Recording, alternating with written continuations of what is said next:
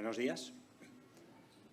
Vamos a continuar con nuestra serie de predicaciones sobre el profetas menores.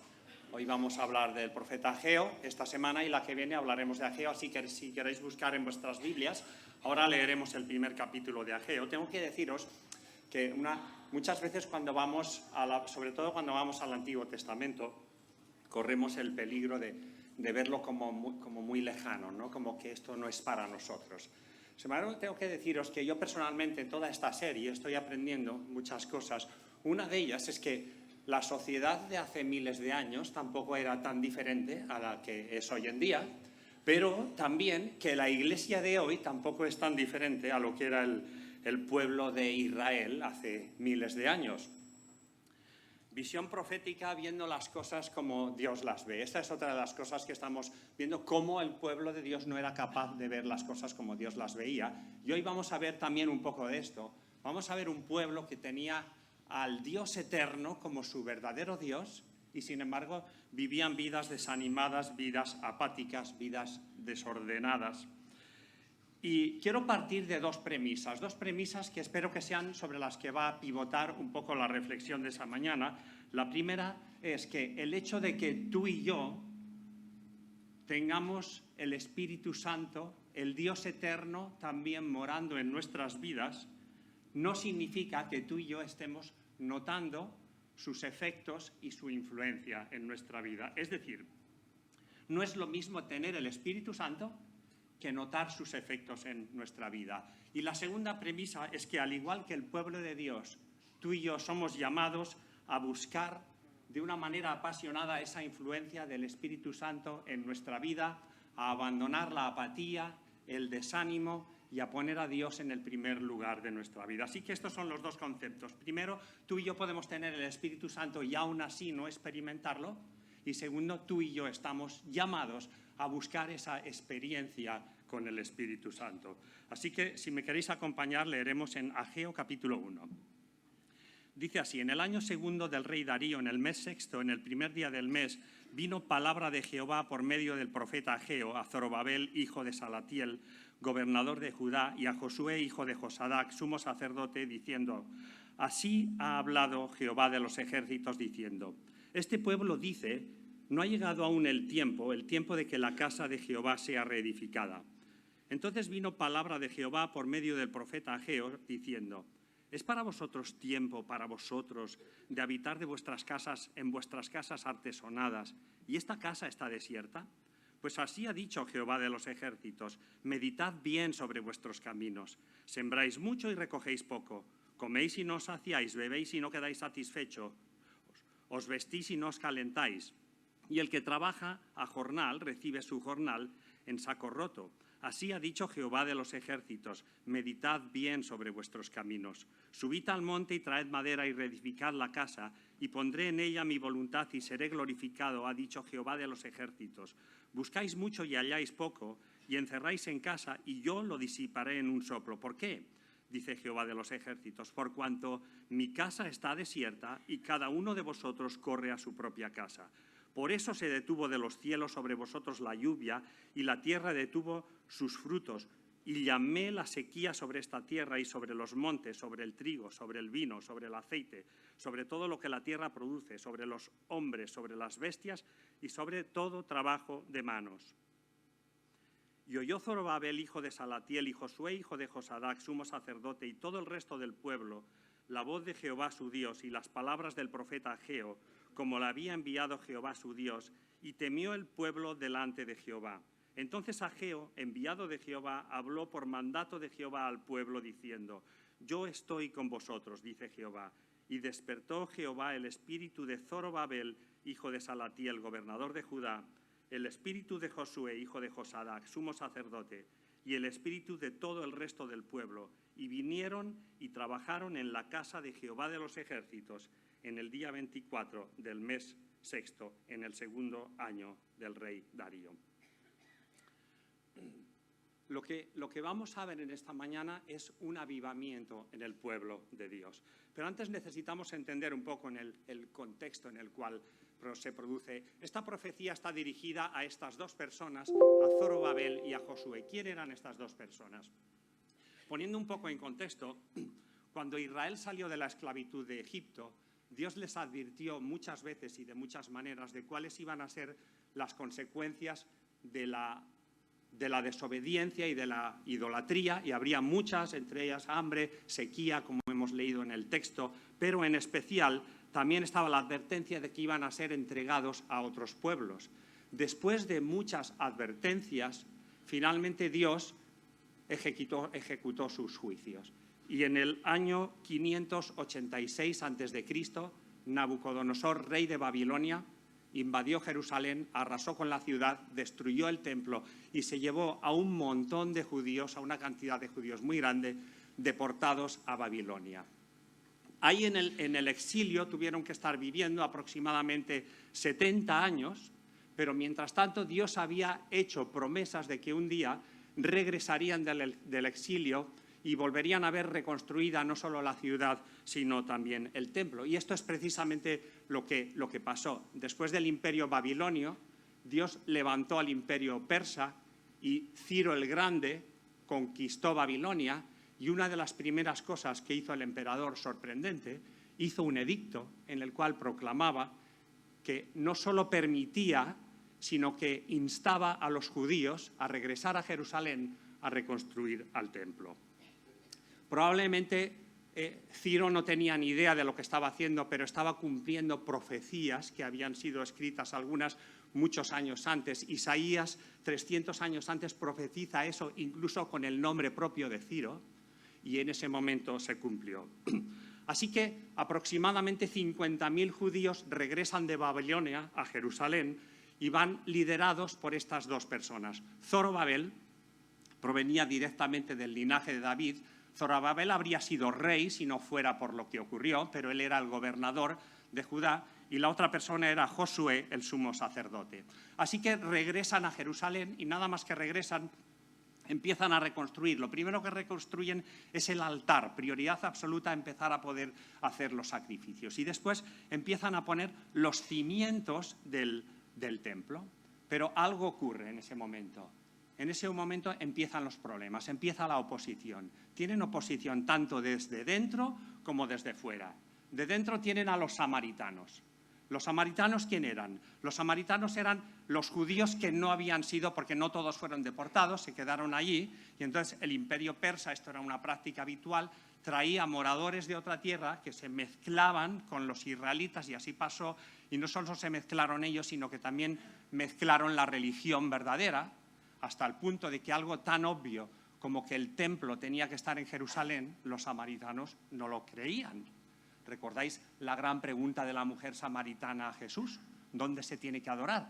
¿En este monte o en Jerusalén? Ellos pensaban que se tenía que adorar en el monte Gerizim, así que estaban totalmente opuestos a que se construyera el templo. Pero además también desde fuera también había oposición, porque el rey Ciro a estas alturas, que había sido el gran valedor de los judíos, había muerto. Él había recibido una revelación de Dios para hacer esto, pero ahora estaba en su lugar el rey Asuero, y este nada sabía de esto, y empezó a recibir noticias de que estos judíos podían empezar a ser peligrosos, se podían rebelar, etcétera, etcétera. Así que también había presiones para detener el proyecto. Toda esta historia, toda esta amalgama de problemas hizo que finalmente los israelitas pararon la construcción por completo. Ahí se quedó, parado, a medio construir, y cada uno de ellos empezaron a ilusionarse por construir y decorar sus propias casas. Esta situación tan lamentable, podríamos decir, se mantuvo por lo menos por los siguientes 18 años. Pero algo ocurrió. Un día, en el año segundo del rey Darío, en el mes sexto, en el primer día del mes, ocurrió algo. Vino palabra de Jehová. Y siempre que hay un avivamiento en el pueblo de Dios, es a través del impacto que la palabra de Dios produce. No son sentimientos, no son sensaciones, vino palabra de Jehová.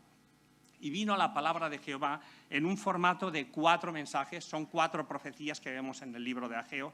Hoy vamos a ver la primera de ellas. La semana que viene, si tenemos tiempo, veremos las otras 3.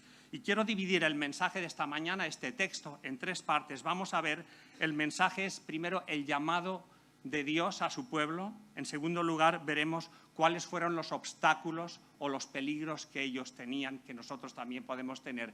Y en tercer lugar, veremos cuál fue la respuesta del pueblo.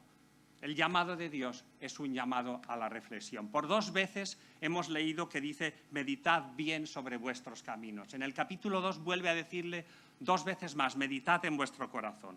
Hoy podríamos traducir esa frase y decir, ¿qué estoy haciendo con mi vida? Necesitamos preguntarnos esto. ¿Por qué? Porque si tenemos que cambiar alguna acción en nuestra vida, antes que cambiar una acción, tenemos que cambiar la mente, si no, no vale para nada. Si no, estos israelitas podrían haber construido, ¿qué?, una semana más. Necesitaban cambiar su mente. Y hay varias cosas en las cuales Dios les invita a reflexionar. Y creo que nos invitan esta mañana también a nosotros. La primera es, reflexionemos sobre el orden de nuestras prioridades. Porque nuestra vida no queda definida por una declaración que nosotros hacemos de quiénes somos. Tú puedes cantar, yo puedo cantar 20.000 veces yo sé qui soc, ¿vale? Pero eso no es lo que me define. A mí lo que me define son mis prioridades. Lo que los demás ven de ti, lo que tus hijos ven de ti, no es lo que tú dices que eres, ni lo que tú cantas. Lo que tus hijos ven de ti son tus prioridades. Versículo 3 y 4. Entonces vino palabra de Jehová por medio del profeta Ageo diciendo, es tiempo para vosotros de habitar en vuestras casas artesonadas y esta casa está desierta. Este es probablemente el tema principal del libro. Dios está diciendo, vuestras casas van por delante de la mía.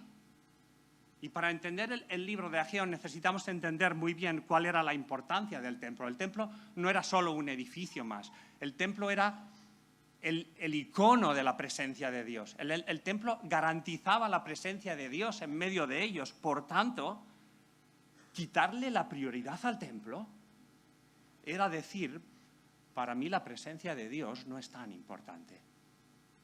Este es el punto al que habíamos llegado. Ahora, ¿qué pasa con nosotros? Nosotros vivimos miles de años después de esto y sobre todo con la cruz por en medio. ¿Qué tiene que decirle esto a la Iglesia hoy en día? Porque nosotros tenemos la presencia de Dios en nosotros. Pero creo que necesitaríamos entender algunas realidades de lo que el templo es hoy en día. Y quiero hablar de 3 realidades. Primero, el templo ahora es Jesucristo mismo es el templo. Por tanto, darle la prioridad al templo es darle la prioridad a Jesucristo. Juan capítulo 2. Jesús va paseando por el templo y se le acercan los fariseos y le dicen, danos una señal de quién dices tú que eres. Y Jesús dice, destruid este templo y en 3 días lo reedificaré. Y digo, bueno, si se han tardado 46 años y tú... Pero entonces Juan hace un apunte muy interesante y dice, pero no se refería al templo físico, estaba hablando del templo de su cuerpo, que a los 3 días iba a resucitar. Así que Jesucristo es el templo. Amar el templo para nosotros es amar a Jesucristo. Priorizar al templo para nosotros es priorizar a Jesucristo en nuestras vidas. Pero es más, porque ahora nuestro cuerpo se convierte en el templo del Espíritu Santo. Cuando Pablo exhorta a los corintios por su inmoralidad sexual, les dice, ¿no sabéis que sois templo de Dios y que el Espíritu de Dios mora en vosotros? De modo que Jesús es el templo, pero cuando tu vida y mi vida se unen a la de Cristo, tú y yo somos el templo del Espíritu Santo. Así que, ¿qué significa cuidar el templo? Significa hacer de nuestra vida un templo santo, un santuario, priorizar que nuestra vida le dé la gloria a Dios. Pero es que hay más, porque la Iglesia ahora también es el templo. Así que priorizar el templo es priorizar la Iglesia. En Efesios capítulo 2 dice que hemos sido edificados como un templo santo, un lugar de morada de Dios en el Espíritu. Y no está hablando del edificio, está hablando de las personas. Y Dios también les quiere hacer entender a estos judíos que estaban yéndose a sus casas la importancia del templo. Y dice en el versículo 8, dice, subid al monte, traed madera, reedificad la casa y pondré en ella mi voluntad y seré glorificado. Es decir, no era tan importante. La semana que viene veremos que si el templo es demasiado grande, es demasiado pequeño. No era tan importante. La grandeza del templo era la grandeza de quien lo iba a habitar. Dios iba a estar en el templo. Y eso es lo que le da la grandeza. Y eso es lo que le da el atractivo. Yo te pregunto en esta mañana, ¿cuál es el atractivo que tú le ves a la iglesia? Ahora imagínate que nos vamos a casa todos y nadie lo sabe y durante esta semana el edificio se viene abajo entero. Porque este edificio es muy bonito, ¿eh? Y está aquí derrumbado, pero nosotros venimos con ganas a adorar a Dios y nos ponemos a adorar al Señor en medio de los escombros. Dime, ¿qué atractivo tiene eso para el mundo? No tiene ningún atractivo. ¿Cuál es el atractivo que le ves a la iglesia? El atractivo, lo que hace hermosa una iglesia no es el edificio, no es el programa de actividades, no es los buenos músicos que tengamos, que los tenemos. No es los predicadores que tengamos, ahí lo dejo. No es los jóvenes que tengamos, no es los niños que tengamos, no es lo que tengamos. Esta mañana estaba viniendo por aquí y una persona me ha dicho, sobre todo el predicador que no falte. No, el predicador puede faltar, solo hay una persona que no puede faltar y no falta, y es Dios. Lo que hace maravillosa esta iglesia, queridos hermanos, es que Dios hoy está aquí en medio nuestro. ¿Puedes darle prioridad a esto?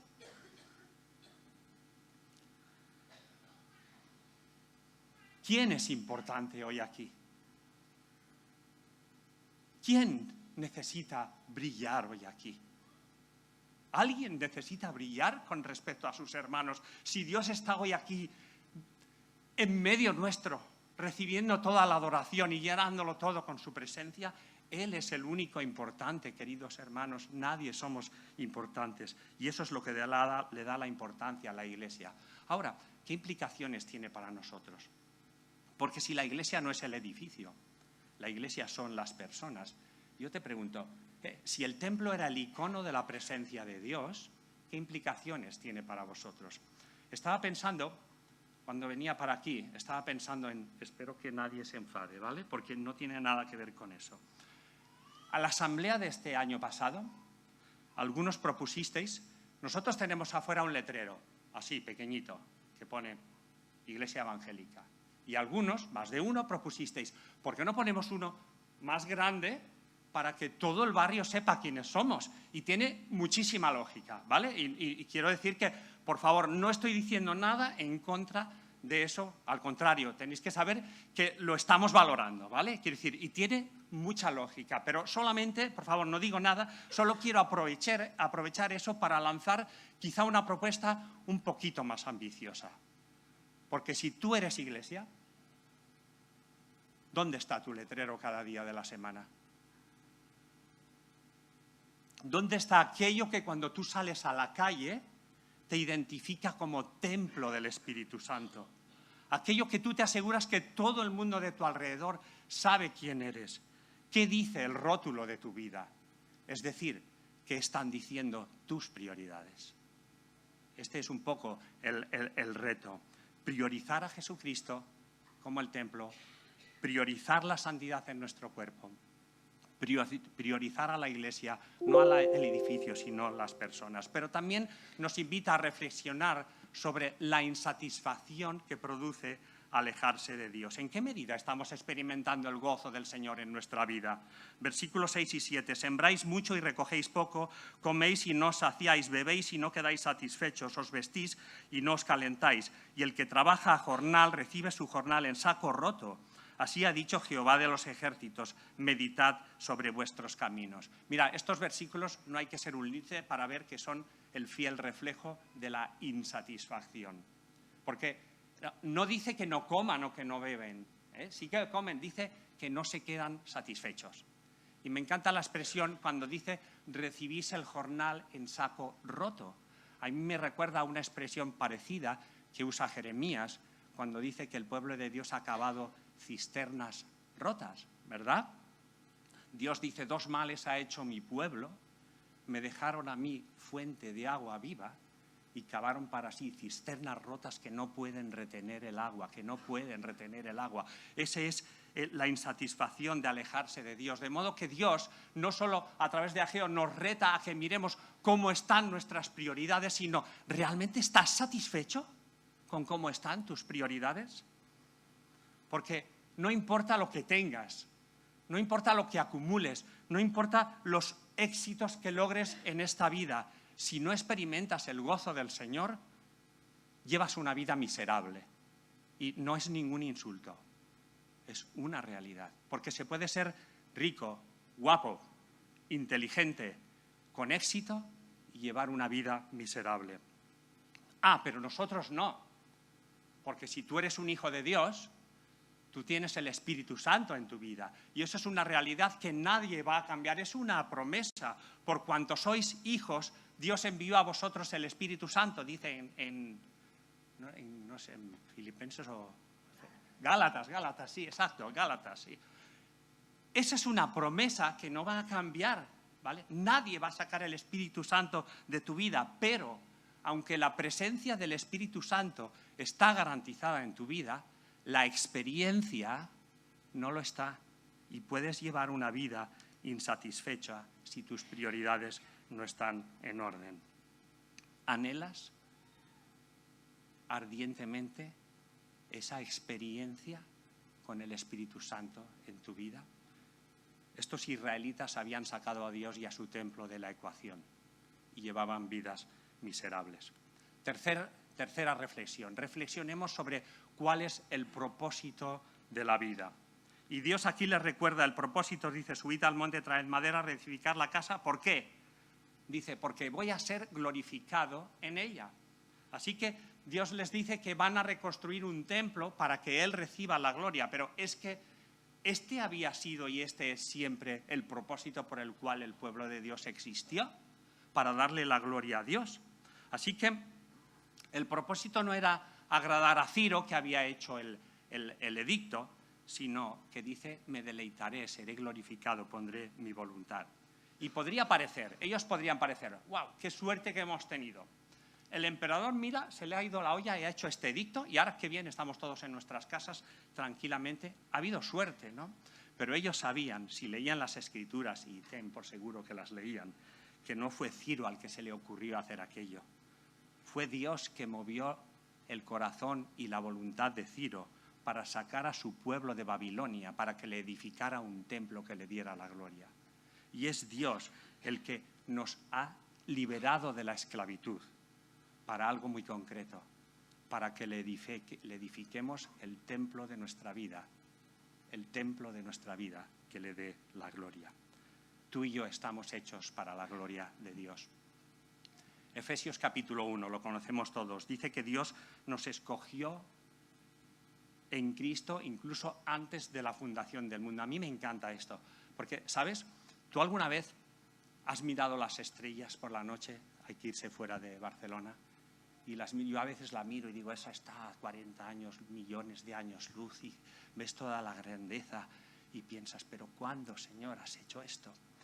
Mira, antes de que las estrellas estuvieran en el firmamento, Dios ya había puesto su mirada en tu alma. Esto es lo que nos dice aquí Pablo. Nos escogió. ¿Para qué nos escogió? Esto es lo importante. Para la alabanza de la gloria de su gracia, con la cual nos hizo aceptos en el amado. Y queridos hermanos, este es nuestro edicto, ¿vale? Ellos tenían el suyo, nosotros tenemos el dicto, y esto el nuestro. Y esto está escrito en el libro de la vida. Esta semana estaba leyendo y yo no sé lo que es el libro de la vida, En Apocalipsis sale, también el apóstol Pablo habla, pero permíteme metafóricamente que ese libro de la vida es nuestro edicto. Y permíteme una metáfora, Yo ahí veo que hay una columna con todos nuestros nombres, pero al lado de una columna hay una siguiente columna y pone el motivo por el que estamos ahí. Y no, yo miro mi nombre y mi nombre está ahí, pero yo no he hecho nada. Entonces, ¿para qué, Señor? Y al lado pone, Ricardo, para alabanza de la gloria de su gracia. Bárbara, para alabanza de la gloria de su gracia. Y ahí pon tu nombre, para alabanza de la gloria de su gracia.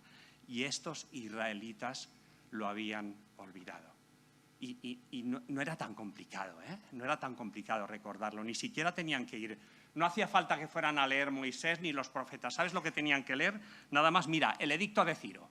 Si leían el edicto de Ciro, ahí lo pone.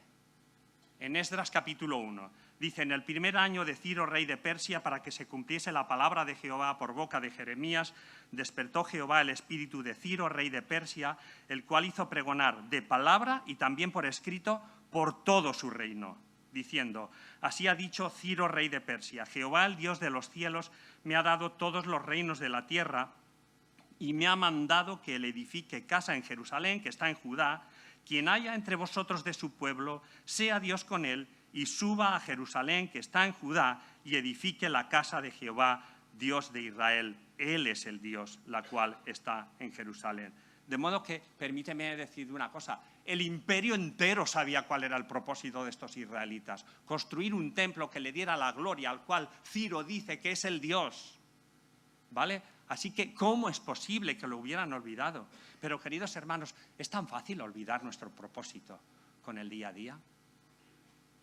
Tú y yo estamos hechos para cosas muy grandes y a veces nos conformamos con cosas muy pequeñas. Tú y yo estamos hechos para grandeza, estamos hechos para gloria.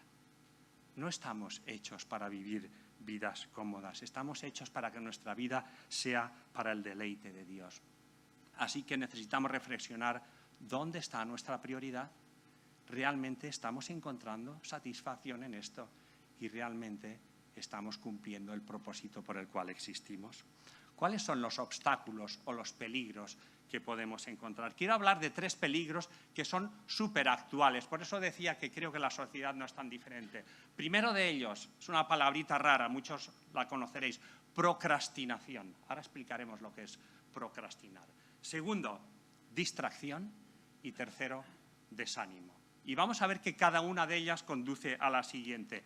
Procrastinar. ¿Qué es procrastinar? Procrastinar, sobre todo los estudiantes lo sabéis muy bien, es dejar para más adelante lo que se tiene que hacer. Hay una responsabilidad, hay una obligación, ya lo haré mañana, ya lo haré mañana. Eso es procrastinar, ir dejando lo que se tiene que hacer. Y esto es lo que hacía este pueblo. Mira lo que dice. Versículo 2. Así ha hablado Jehová de los ejércitos diciendo, este pueblo dice, no ha llegado aún el tiempo, ahí lo tenéis, no ha llegado aún el tiempo de que la casa de Jehová sea reedificada. Así que fíjate, ninguno de ellos se atrevería a decir, esto de construir el templo es una tontería, no vale para nada.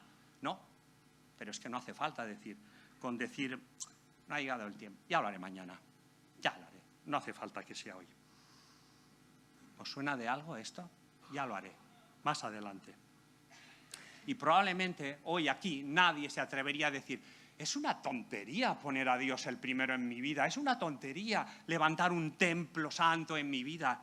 Va a ser esto, no vale para nada. No. Pero decimos muchas veces no es el tiempo. Pero cuando uno procrastina, ¿sabes cuál es la base de esto? La base es que lo que tienes que hacer, seamos honestos, no te apetece. Entonces, como no te apetece, no lo haces. Y un poco es lo que nos pasa a nosotros. Es impresionante como el pecado que mora en nosotros, nuestra vieja naturaleza, tenemos que ser realistas, hace que las cosas espirituales no nos apetecen.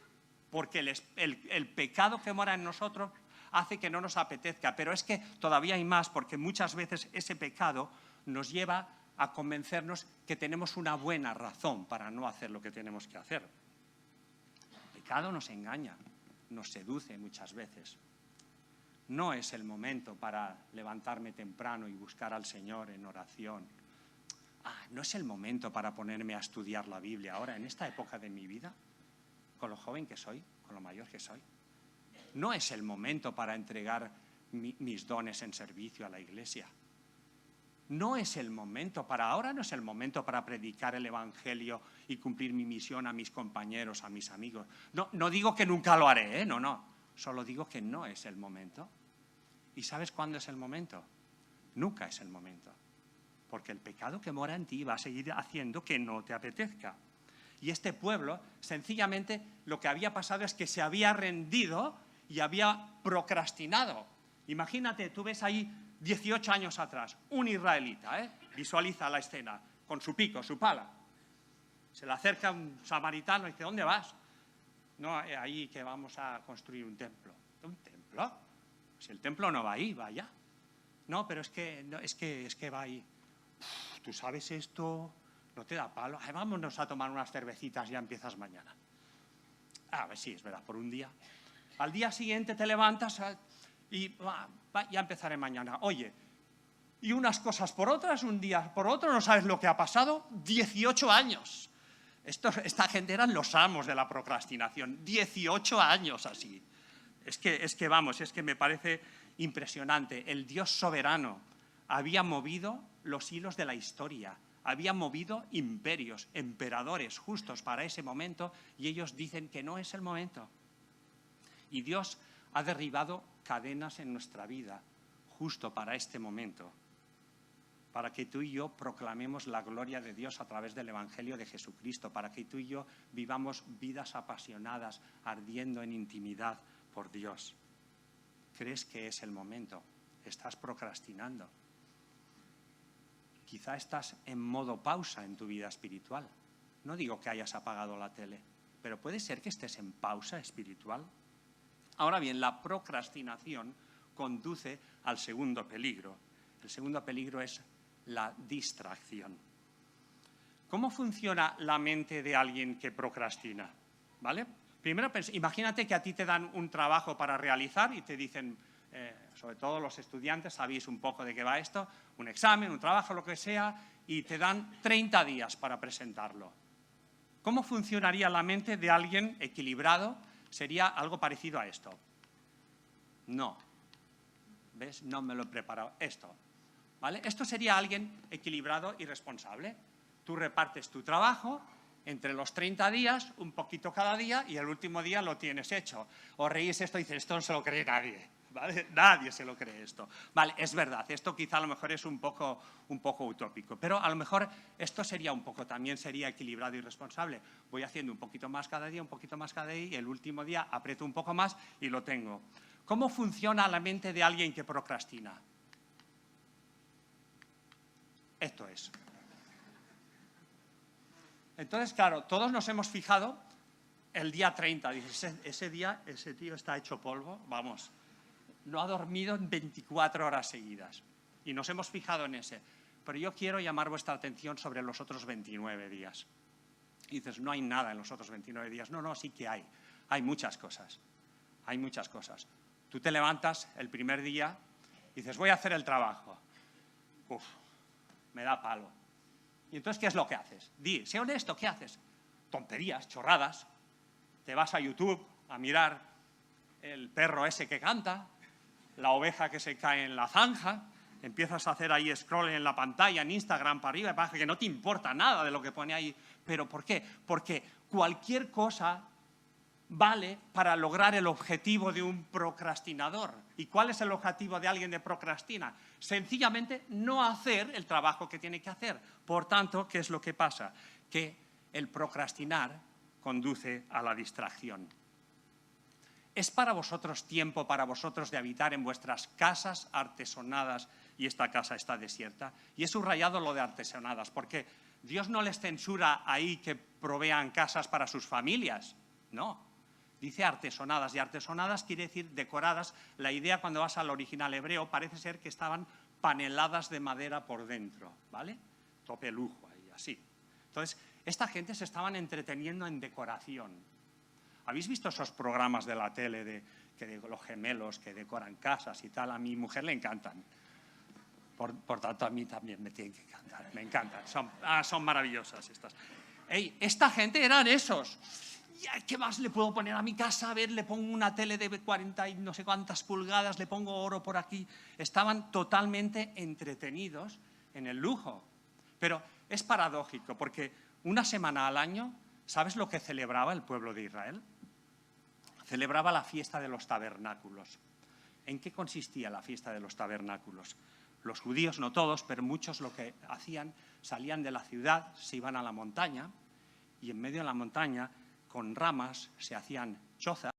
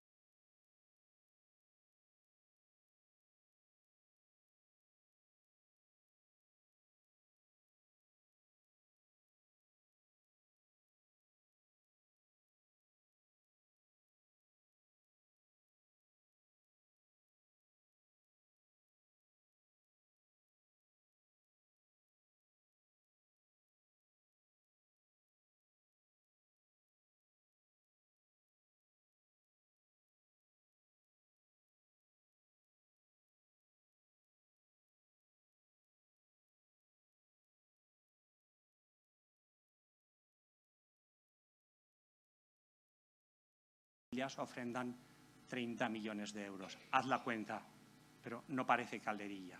Pero es que hay más, no solo es el dinero. ¿Te has preguntado de dónde han salido esas túnicas sacerdotales cuando llevan 70 años sin oficio y sin templo?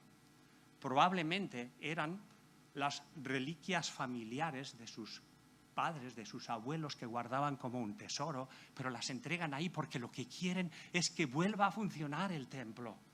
Había una absoluta pasión. ¿Pero qué ha pasado? 18 años de pausa han conducido a 18 años de distracciones y eso ha acabado con toda la pasión y ha llegado el desánimo. Y para ti, para mí, hay una enseñanza, al menos para mí, tú sabrás si para ti, hay una enseñanza muy, muy clara. Mira, tú puedes estar hoy ardiendo por Dios, apasionado por Dios, pero si procrastinas, si pones pausa, te vas a distraer con otras cosas y vas a terminar apagado y desanimado. Empiezas a estar apasionado por otras cosas, las prioridades en tu vida van cambiando, no sabes cómo ha sido, y de repente un buen día has sacado a Dios del trono de tu vida y no sabes cómo ha ocurrido. De repente, un buen día, Dios ha dejado de ser tu persona favorita. ¿Y sabes lo que puede ocurrir si Dios deja de ser tu persona favorita? Estás en tal peligro que Dios puede acabar no siendo real para ti. Puede acabar siendo tan solo un concepto teológico o religioso. Algo que se nombra o que se hace, un ritual que vengo los domingos por la mañana. Si Dios ha dejado de ser tu persona favorita, Dios puede ser alguien al que nombras, alguien al que le cantas, pero alguien que no experimentas. Y mira, la estrategia de Satanás no busca que odiemos a Dios. Creo que no lo puede lograr. Creo que no lo puede lograr. De hecho, sabemos de muchas personas que abandonan la iglesia, pero no suelen decir odio a Dios. Satanás no, pero es que tampoco le importa. Satanás no necesita que pongamos pausa, que digamos, no es tiempo hoy, porque todo lo demás viene en cadena. La procrastinación conduce a la distracción y la distracción acaba con la pasión y llega el desánimo. ¿Qué te está diciendo Dios que hagas que estás dejando para más adelante? Es una pregunta para cada uno. Probablemente a cada uno nos dirá cosas diferentes. ¿Qué te está diciendo Dios que hagas que estás dejando para más adelante? Vamos a ver rápidamente cuál fue la respuesta del pueblo, porque a través de la respuesta vamos a encontrar algunas aplicaciones para nuestra vida. Yo creo que el llamado de Ageo, traducido a nuestras vidas, es que tú y yo estamos llamados a restaurar el templo, a restaurar el altar de nuestra vida. Esta semana estaba leyendo Primera de Reyes, Elías. Me hubiera encantado predicar sobre Elías, pero me ha gustado mucho también. Estoy disfrutando mucho Ageos. Elías, recordaréis esta escena, Elías Monte Carmelo, ¿vale? Israel está sumido en una de las más profundas idolatrías bajo el reinado de Acab y Jezabel.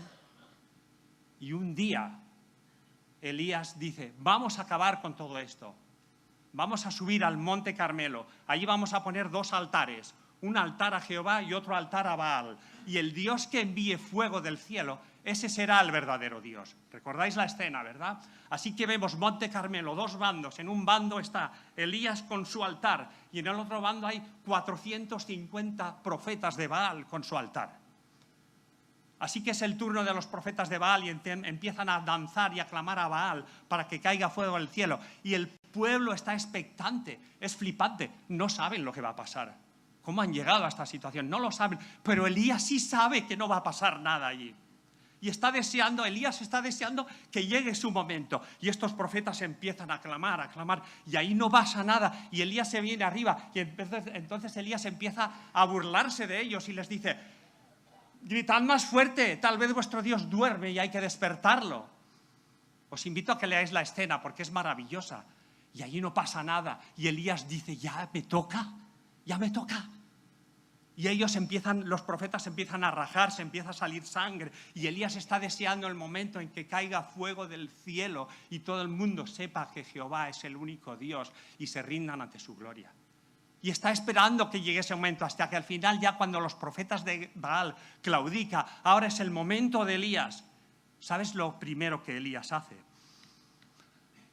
Entonces dijo Elías a todo el pueblo: acercaos a mí. Y todo el pueblo se le acercó. Y él arregló el altar de Jehová que estaba arruinado.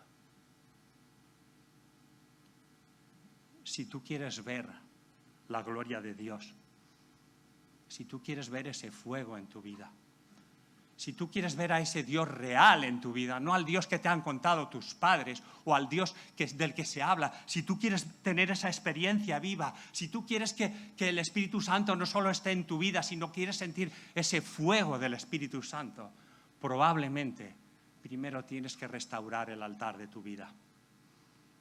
Probablemente yo creo que todo creyente estamos llamados a restaurar continuamente el altar de nuestra vida. ¿Por qué? Porque con el tiempo desfallecemos. Con el tiempo, algunas piedras del altar se van cayendo. Es ineludible. Con el tiempo, el polvo que hay por ahí se va pegando y se va ensuciando. Con el tiempo nos desanimamos, nos desalentamos, nuestra pasión se va apagando. Y sin saber cómo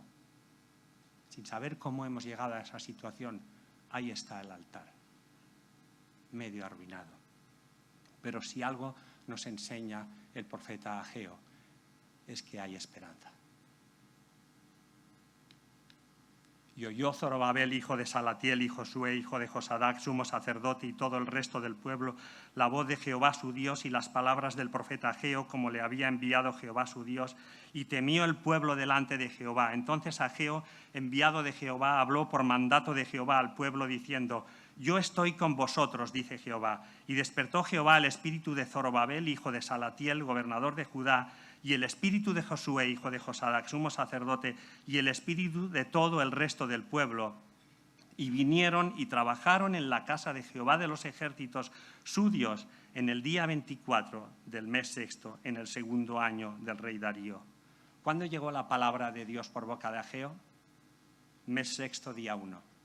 ¿Cuándo están trabajando en la obra de Dios? Mes sexto, día 24. 18 años parados y en 23 días están manos a la obra. ¿Qué ha pasado ahí? Algunas cuestiones prácticas que podemos ver rápidamente, ya estamos acabando. Primera de ellas, acércate a la palabra de Dios y obedécela. No es nada difícil lo que estoy diciendo, ¿vale? El mensaje del libro de Ageo, tú no necesitas tener un tratado de teología para entenderlo. Es así de sencillo. Dios les manda que edifiquen un templo y lo edifican, ¿vale? Acércate a la palabra de Dios y obedécela. Es decir, no te necesitas tener un grado en ingeniería aeronáutica para entender lo que estoy diciendo. Abre tu Biblia y lo que veas que pone, obedécelo. Dice: y oyó Zorobabel, ¿vale? Cuando en el hebreo veas la palabra oír, la traducción viene de la palabra shamá. Muchos la conocéis, Deuteronomio capítulo 6, de hecho eso se le ha llamado la Shama. Oye Israel, tu Dios uno es, harás, harás y harás. Un judío, un israelita, no entiende, oír no es lo mismo que escuchar. Para un judío, oír es oír y hacer. De manera que tú puedes traducir o puedes cambiar ese oyó por y obedeció Zorobabel, obedeció Josué y obedeció todo el pueblo. Es una exhortación muy sencilla, muy fácil. Abre la Biblia y obedécela.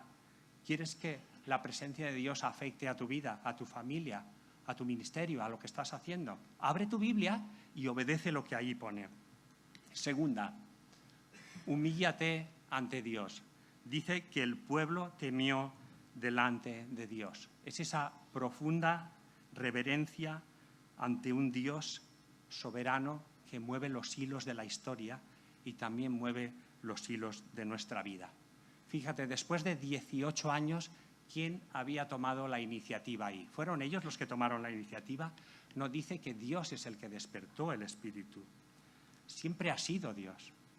Siempre es Dios. Siempre será Dios.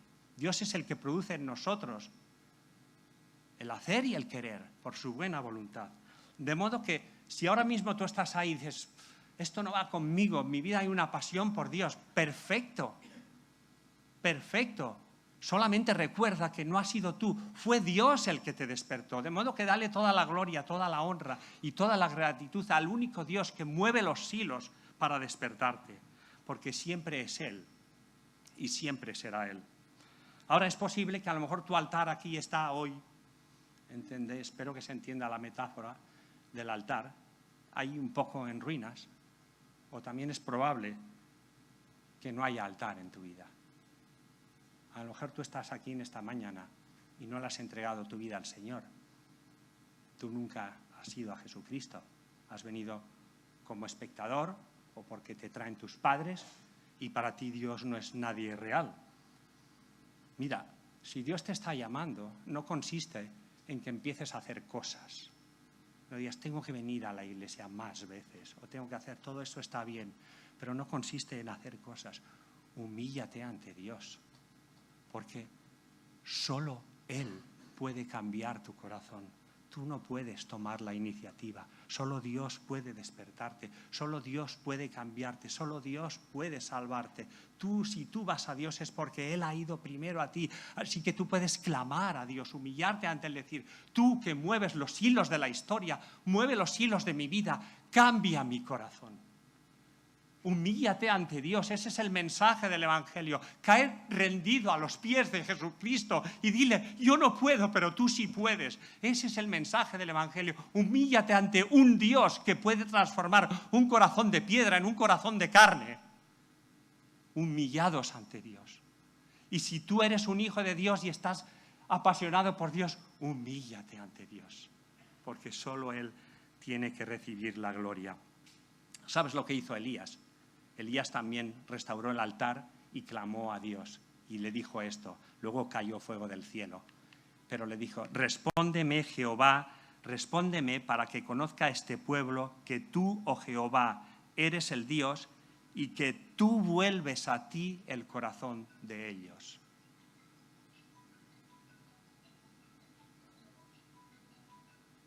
No son ellos los que vuelven. Tú vuelves el corazón.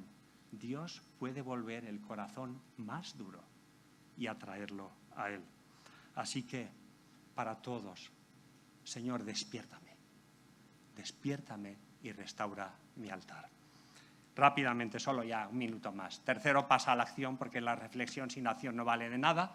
Así que dice que vinieron y trabajaron en la obra del Señor y Dios les había dicho continuamente, subid al monte, traed madera y reedificad la casa. Solo os dejo con esta pregunta, cada uno la reflexione.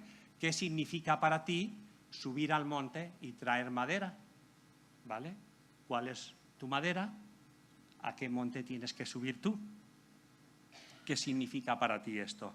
Solo os dejo una última cuestión, porque necesitamos descansar en la gracia de Dios. En medio de los problemas siempre está la gracia de Dios. Dice, yo estoy con vosotros, dice Jehová. Y el templo aún no estaba construido, ¿eh? El templo aún no estaba construido. El altar a lo mejor estaba allí. Yo estoy con vosotros, porque en medio de las circunstancias de la vida, en medio de los problemas, en medio del desánimo, de la apatía, en medio de una vida desapasionada, siempre emerge de una manera poderosa la maravillosa gracia de Dios. Y lo que nos dice este pasaje, finalmente, y con esto acabo ya, es que aunque yo sea infiel, Dios siempre permanece fiel. Gloria sea a Él. Dios siempre estará con nosotros. Así que no digamos que aún no es tiempo, porque ahora es el tiempo. Que Dios os bendiga.